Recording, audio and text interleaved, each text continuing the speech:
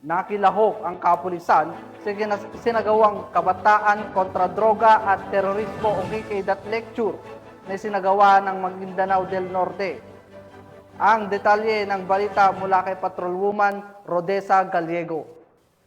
Tagumpay na nagawang kabataan kontra droga at terorismo o KKDAT lecture sa Barangay Mirab, Upi, Maguindanao del Norte noong ika-20 ng Disyembre taong kasalukuyan.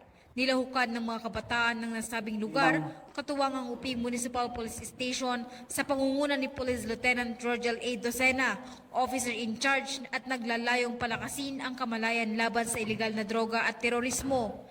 Tinalakay ang mga hakbang sa pagsugpo ng mga ito at ang mga kalagahan ng partisipasyon ng kabataan sa kapayapaan at kaayusan.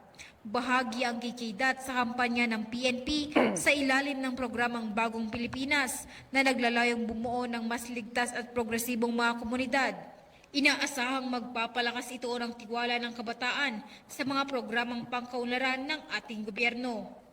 Mula dito sa rehiyon ng Bangsamoro, ako ang inyong PNN correspondent, Patrolwoman Rodessa Gallego, alagad ng batas, tagataguyod ng Balitang Pulis.